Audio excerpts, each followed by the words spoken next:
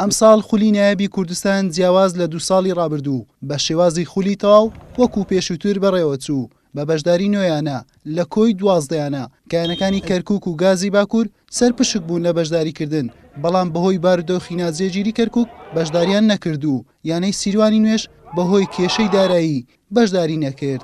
لە کۆتایی مانگی یەکی ئەمساڵ خولەکە دەستی پێکردوو بە 9 گەڕیارەکانی قۆناغی یەکەم بە کۆتا هات کە هەریانەیە 8 یاری ئەنجامداوە و کۆی گشتی 32 یاری ئەنجام درراوە 53 گۆڵ تۆمار کراوە کە دەکاتە ڕێژەی 1.65 گۆڵ بۆ هەر یاریەک.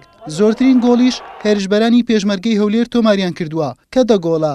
شێروانە بەلاوەسترین هێڵی هێرشبەر دەرکەوتووە چونکە 2 گۆڵیان تۆمار کردووە و یانەی هەندرێن بەهێزترین هێڵی بەرگری هەیە چونکە یانەکە تەنیا 2 گۆڵی لێکراوە و یانەی نەورۆزیش بەلاوەسترین هێڵی بەرگری دەرکەوتووە و 11 گۆڵیان لێکراوە. یانەی هەندرێن زۆرترین سەرکەوتنی هەیە 5 سەرکەوتنەوە و یانەی نەورۆزیش تاکەیانەیە هیچ سەرکەوتنێکی دەستەبەر نەکردووە. شێروانە زۆرترین یەکسانی هەیە لە 5 یاری یەکسان بووە.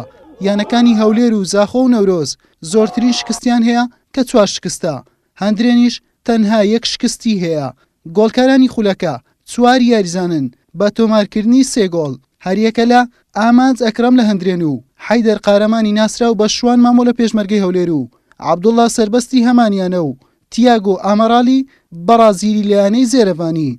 بارزان یوسفی گۆڵپارێزی هەندرێن 7 یاری پارێزگاری لە گۆڵەکەی کردووە و بە پاچی ڕایگرتووە تەنها لە 1 یاری گۆڵی لێ تۆمار کراوە دژی پێشمەرگەی هەولێر.